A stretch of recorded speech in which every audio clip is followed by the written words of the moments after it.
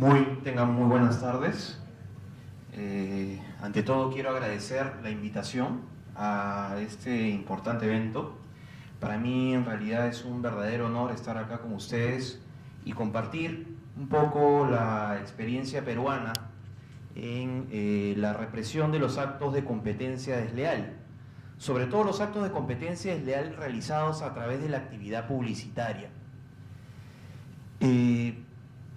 Nosotros nos vamos a centrar en el mercado de alimentos, básicamente en los aceites light, pero también vamos a ver casos sancionados sobre otro tipo de anuncios publicitarios.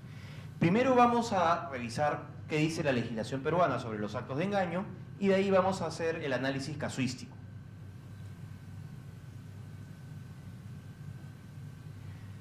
Bueno, desde el año 2008 está vigente el decreto legislativo número 1044, Ley de Represión de la Competencia Desleal, que viene a suplir lo que en su momento era la Ley de Represión de la Competencia Desleal y las normas de la publicidad en defensa del consumidor. La legislación peruana, siguiendo el modelo español, tenía una Ley de Represión de la Competencia Desleal independiente de la regulación legal sobre publicidad. En el año 2008 se fusionan ambas legislaciones, creando un solo cuerpo normativo, unificando criterios, unificando jurisprudencia y básicamente para crear y darle mayores insumos y una mayor estabilidad jurídica a los agentes económicos, proveedores, tanto proveedores como consumidores, para que las reglas de juego estuvieran más claras. Entonces, básicamente el decreto legislativo 1044 regula lo que son los actos de engaño. La definición de los actos de engaño trata de ser exhaustiva, dice que tienen como efecto real o potencial inducir error o otros agentes en el mercado sobre la naturaleza, modo de fabricación o distribución, características, aptitud para el uso, en general cualquier tipo de inducción-error. Como bien saben, yo puedo engañar a mi interlocutor, ya sea omitiendo información, dando información ambigua, o dando una información directamente engañosa. Bueno, todos esos supuestos están cubiertos por la norma y bien podrían ser resumidos como toda inducción-error real o potencial. ¿Y qué implica esta inducción-error? Bueno, implica que la autoridad tendrá que analizar el anuncio publicitario o la comunicación comercial y determinar si es capaz de generar error en los consumidores. Muchas veces los proveedores, como argumento de defensa, dicen: oigan, pero esta publicidad no es engañosa porque ningún consumidor se ha quejado o nadie ha presentado una denuncia. Y lo que se les suele decir es: no, lo que se penaliza es la inducción-error. Si nos ponemos a analizar las razones por las cuales los consumidores no presentan denuncias, podremos llegar a varias respuestas, ya sea por costo de oportunidad, de repente por miedo a iniciar un procedimiento administrativo que puede considerar que sea largo y engorroso, cosa que no suele ser así. Pero lo cierto es que en los casos de publicidad, en algunas oportunidades los consumidores no presentan denuncias y ello no es óbice para que la autoridad pueda imponer una sanción. Ojo, en la legislación peruana tenemos la regulación sobre competencia desleal que camina de manera paralela a la regulación sobre protección al consumidor. La regulación sobre competencia desleal es una supervisión general de la publicidad. Se analiza la publicidad como institución y como mecanismo de reducción de costos de transacción y como mecanismo de información. En las normas de protección al consumidor ya se analiza la afectación directa e individual a un consumidor. Por ello, para sancionar por las normas de protección al consumidor, sí se requiere de la existencia de un consumidor individualmente afectado, que es el que va a plantear la denuncia y es el que va a requerir una medida correctiva que satisfaga su interés. El Código de Protección y Defensa del Consumidor también establece una regulación sobre actos de engaño, que es una regulación principista. Lo importante, lo destacable, es que establece que existe una asimetría informativa, es decir, una diferencia de información entre el consumidor y el proveedor. Dos herramientas procesales muy importantes para determinar la veracidad de las afirmaciones publicitarias son, en primer lugar, la inversión de la carga de la prueba. Es decir, no es el denunciante, no es la autoridad el que tiene que probar que lo que está informado en la publicidad es engaño, sino que es el proveedor anunciante el que tiene que probar que lo que dice es cierto. Es decir, todos estos casos se inician con una duda razonable de una falta de veracidad en la información y será el proveedor anunciante el que tendrá que acreditar que lo informado a los consumidores es real. Y este principio se encuentra muy unido con el deber de sustanciación previa, que implica que el proveedor debe tener las pruebas que acrediten la veracidad de sus afirmaciones de manera previa a la difusión de la información o el mensaje publicitario. ¿Por qué? Porque el consumidor asume que el proveedor le está dando una información sobre algo que ya ha sido acreditado. El consumidor no va a pensar que el proveedor todavía no tiene la certeza de que lo que dice es cierto o que lo que dice va a estar sujeto a comprobación en el futuro. Porque si ello fuera así, entonces la autoridad se convertiría pues en una entidad o un mecanismo de certificación de las afirmaciones publicitarias. Además, es el proveedor el que introduce el riesgo en el mercado con la finalidad de tener un beneficio económico. Y es por ello que debería tener la carga, y tiene la carga, de acreditar la veracidad de sus afirmaciones.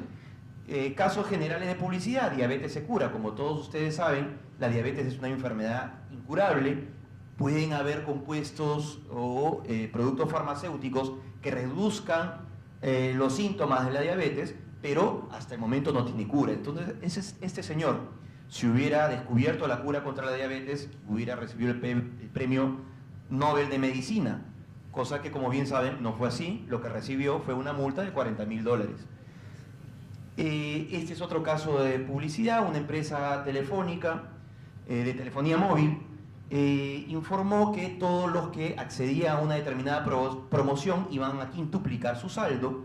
Sin embargo, si bien es cierto que quintuplicaban el valor económico de la carga que hacían al teléfono celular, se le aplicaba una tarifa mayor. Es decir, si la tarifa regular era de 50 céntimos, la tarifa que se le aplicaba con la promoción era de $1.50. Entonces, el consumidor no se le iban a quintuplicar los minutos que podría llamar, se le quintuplicaba el valor económico del saldo que tenía, más no los minutos que podía llamar. Este acto fue sancionado con $700.000. Fue el tope, en realidad es el tope que se puede poner en multas por la difusión de publicidad engañosa y actos de competencia desleal en la legislación peruana. Ahora entremos a los casos de los aceites light. Un caso muy importante fue el de Aspec contra la empresa Molitalia. Aspec, que mañana va a estar representado por el doctor Crisólogo Cáceres, que es una asociación muy importante en el Perú que defiende los derechos de los consumidores. Cuestionó esta publicidad en empaque. Era una galleta de soda que dicen las afirmaciones que están en el empaque, que es light, que está libre de colesterol y que tiene un bajo aporte en materia grasa.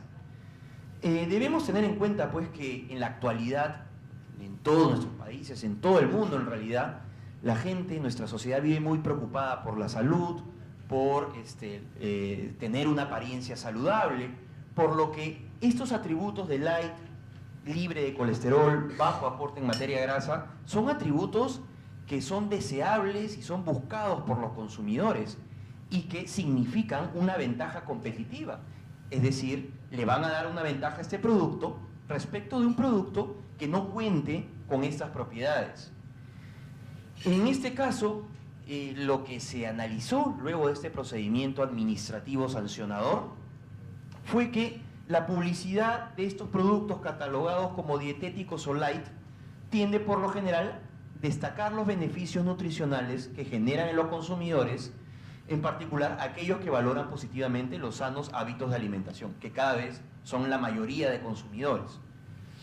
Entonces, un consumidor que opta por un producto light o libre de colesterol, ¿no?, o con un bajo aporte en materia grasa, que son las afirmaciones difundidas en este caso, tiene determinadas expectativas respecto de los beneficios que esta dieta nutricional le genera en comparación con los productos de la competencia. Es decir, lo que busca el consumidor es evitar la ingesta de alimentos generadores de grasa o aquellos que eleven los niveles de riesgo en materia de colesterol, ¿no? Acá hay que tener en cuenta un tema muy importante.